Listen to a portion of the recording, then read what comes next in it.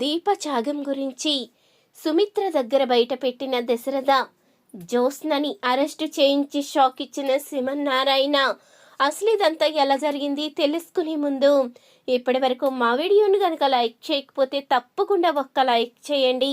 కార్తీక దీపం serial latest ఎపిసోడ్లో ఏం జరగబోతుందో తెలుసుకోవాలి అనుకుంటే వెంటనే మా ఛానల్ని సబ్స్క్రైబ్ చేసుకుని పక్కనే ఉన్న గంట సింబలపై ఆల్ అని క్లిక్ చేయండి.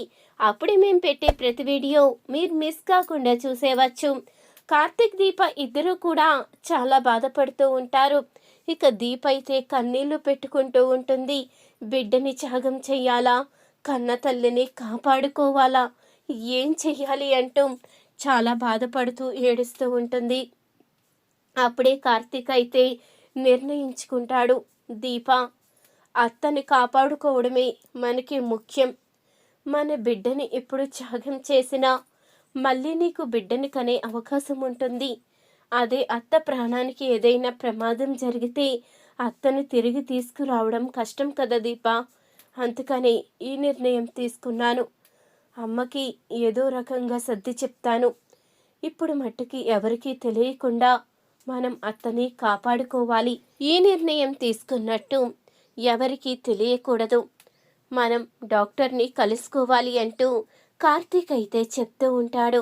బావా, బిడ్డని త్యాగం అంటే ఎలా చేస్తాను బావా? ఒక కన్న తల్లిగా నా బిడ్డని నేనే ఎలా చంపుకుంటాను? ఒకవైపు కన్న తల్లి, మరొక వైపు బిడ్డ, ఎవరిని దూరం చేసుకోను.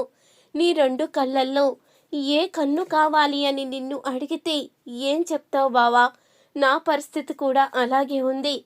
ఏం చెయ్యాలో అర్థం కావడం లేదు అంటూ కన్నీళ్లు పెట్టుకుంటూ ఉంటుంది. చెప్పాను కదా దీప, మనం అత్తని కాపాడుకోవడమే ముఖ్యం. అత్తకి గనక ఏదైనా జరిగితే మామయ్య తట్టుకోలేడు. తాతయ్య పరిస్థితి కూడా చాలా దిగజారిపోతుంది. మనం ఈ నిర్ణయం తీసుకోక తప్పదు దీప, పద అంటూ దీపనైతే హాస్పిటల్కి తీసుకువెళ్తాడు కార్తిక్. ఇక డాక్టర్ హారికనైతే కలుసుకుంటారు. డాక్టర్, దీప బోన్ మేరో ఇవ్వడానికి సిద్ధంగా ఉంది అంటూ అనంగానే, మిస్టర్ కార్తీక్ ఏం మాట్లాడుతున్నారు? నేను మీకు ముందే చెప్పాను కదా మీ బిడ్డ బ్రతకదు అని.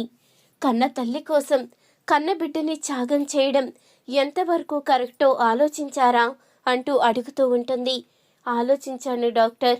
మాకు మత్త బతకడమే ముఖ్యం. మాకు బిడ్డ కన్నా ఇప్పుడు అత్త గురించి ఆలోచించే అవసరం ఎక్కువ ఉంది. కాబట్టి మీరు ఈ విషయాన్ని బయట పెట్టకుండా ఆపరేషన్కి సిద్ధం చేయండి అంటూ అనంగానే, అప్పుడే ఇక హారిక అయితే ఒప్పుకోదు. ప్లీజ్ డాక్టర్, మీరు కాదనకండి. మా అమ్మ ప్రాణాలతో బ్రతకాలి అంటూ దీప కూడా బ్రతమలాడేసరికి డాక్టర్ అయితే ఒప్పుకుంటుంది. అప్పుడే ఇక ఆపరేషన్కి అయితే సిద్ధం చేస్తారు. ఇంతలో ఇక దశరథకైతే ఫోన్ చేసి ఆపరేషన్కి అయితే సిద్ధం చేశాము అనంగానే, అంటే జ్యోత్స్న శాంపుల్ మ్యాచ్ అయ్యాయా అంటూ అడుగుతూ ఉంటాడు దశరథ. అయితే మీకు అంతా వివరంగా చెప్తాను, మీ భార్యని తీసుకుని హాస్పిటల్కి రండి అంటూ ఇక హారిక అయితే చెప్పంగానే ఇక సుమిత్రని తీసుకుని దశరథ అయితే హాస్పిటల్కి వస్తాడు. అప్పుడే ఇక దశరథ అయితే అడుగుతూ ఉంటాడు, డాక్టర్, జ్యోత్స్న శాంపిల్స్ మ్యాచ్ అయ్యాయో లేదని అడిగితే మీరు ఇక్కడికి వచ్చిన తర్వాత చెప్తాను అన్నారు. అసలు ఏం జరిగింది? జ్యోత్స్నని కూడా అవసరం లేదని చెప్పారు, ఆపరేషన్ అంటున్నారు. నాకు అర్థం కాలేదు డాక్టర్ అంటూ అనంగానే, మీకు అన్నీ వివరంగా తర్వాత చెప్తాను, ఇప్పుడు ముందు ఆపరేషన్ చేయనివ్వండి అంటూ అనంగానే, సరే డాక్టర్ అంటూ దశరథ అయితే మౌనంగా ఉంటాడు. ఇంతలో ఇక ఆపరేషన్ అయితే పూర్తవుతుంది. అప్పుడే ఇక డాక్టర్ అయితే వచ్చిన తర్వాత దశరథ అయితే అడుగుతూ ఉంటాడు, డాక్టర్, ఇప్పుడు నా భార్య ప్రాణానికి ప్రమాదం ఏమీ లేదు కదా అంటూ అనంగానే, లేదు సార్, ఇప్పుడు మీ భార్య ఆరోగ్యంగా ఉన్నారు. ఇక ఎలాంటి ప్రమాదం లేదు. ఆవిడ తొందరలోనే కోలుకుంటారు అంటూ అనంగానే, ఇప్పుడు చెప్పండి డాక్టర్, నా భార్యకి ఆపరేషన్ జరగడానికి కారణం ఏంటి? ఇక్కడ జ్యోత్స్న కూడా లేదు కదా అంటూ అనంగానే, జ్యోత్స్న ఉన్నా మీ భార్యకి ఆపరేషన్ జరగదు దశరథ గారు. ఎందుకంటే తను మీ కన్న కూతురే కాదు, దీపే మీ అసలైన వారసురాలు, మీ కన్న కూతురు. కానీ తను ఎంత త్యాగానికి సిద్ధపడిందో తెలుసా? బోన్ మేరో ఇస్తే తన కడుపులో బిడ్డ చనిపోతుంది అని తెలిసిన నా కన్న తల్లి ప్రాణమే నాకు ముఖ్యం. నా కన్న తల్లిని నేను బ్రతికించుకోవాలి, ఆపరేషన్ చెయ్యండి అంటూ నన్ను బ్రతిమలాడింది. ఈ విషయం మీ ఎవరికి తెలిసినా మీరు ఒప్పుకోరని కార్తీక్ దీప ఇద్దరూ కూడా ఈ విషయాన్ని మీకు చెప్పకూడదని మాట తీసుకున్నారు. కానీ ఆ దేవుడి దయ వల్ల దీప కడుపులో బిడ్డకి ఏమీ జరగలేదు, తను క్షేమంగానే ఉంది. అందుకని ఈ విషయాన్ని మీ దగ్గర బయట పెడుతున్నాను అంటూ ఇక హారిక అయితే చెప్పంగానే ఆ మాటకి దశరథ అయితే ఒక్కసారిగా షాక్ అవుతాడు. ఏంటి డాక్టర్ మీరు చెప్పేది? దీప నా కన్న కూతురా?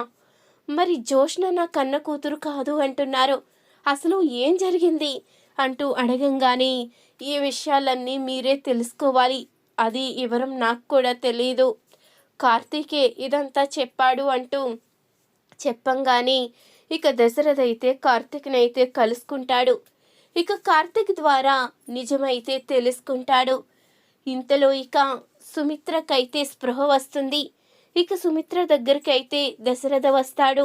అప్పుడే సుమిత్ర అయితే అడుగుతూ ఉంటుంది, నాకు ఆపరేషన్ పూర్తయింది, నేను క్షేమంగా ఉన్నానని డాక్టర్ చెప్పారు. నాకు బోన్ మేరో ఇచ్చిన నా కూతురు జోష్న పరిస్థితి ఏంటి, తను ఎలా ఉంది అంటూ అడుగుతూ ఉంటుంది. సుమిత్ర అయితే నీకు బోన్ మేరో ఇచ్చింది జోష్న కాదు, దీప.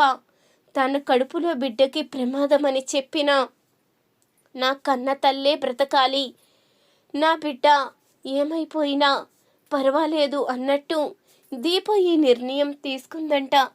కానీ దీప ఈ నిర్ణయం తీసుకోవడానికి తన మనసు ఎంతగా వేదన పడి ఉంటుందో, తను ఎంతగా ఏడ్చుంటుందో నాకు అర్థమయ్యింది అంటూ ఇక చెప్పంగానే అప్పుడే సుమిత్ర అయితే షాక్ అవుతుంది. ఏంటండి మీరు చెప్పేది?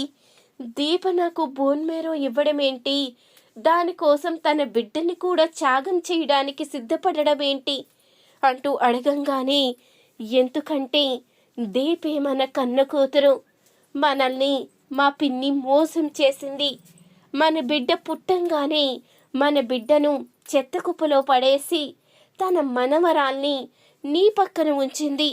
మనం ఆ విషయం తెలుసుకోలేక జోష్నే మన కన్న కూతురు అనుకున్నాము, కానీ జోష్న మన కన్న కూతురు కాదు, దాసు కూతురు. ఈ ఆస్తి అంతస్తుల మీద ఆశతోనే తను చెయ్యని నేరాలంటూ లేవు. దాసుని చంపాలని చూసింది, అలాగే నన్ను కూడా చంపాలని చూసింది, దీపని చంపాలని చూసింది. ఇవన్నీ నేరాలు చేసింది జోష్న అంటూ మొత్తం అన్నీ కూడా బయట పెడతాడు దశరథ. ఇంతలో ఈ మాటలన్నీ విన్న శివన్నారాయణ అయితే కోపంతో రగిలిపోతూ ఉంటాడు. నన్నే ఇంత మోసం చేస్తారా? అసలు జోష్న ఇంత నీచానికి దిగజారిపోతుందా?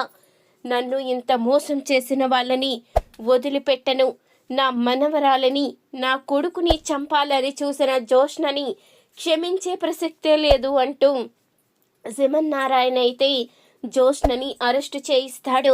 నువ్వు ఇంతకాలం చేసిన దానికి నీకు తగిన శిక్ష పడాలి, నువ్వు జీవితాంతం జైల్లో చెప్పుకూడు తినాలి అంటూ శివన్నారాయణ అయితే జోష్నకి షాక్ ఇస్తాడు.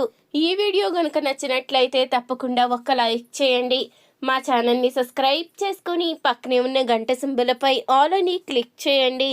అప్పుడే మేము పెట్టే ప్రతి వీడియో మీరు మిస్ కాకుండా చూసేవచ్చు.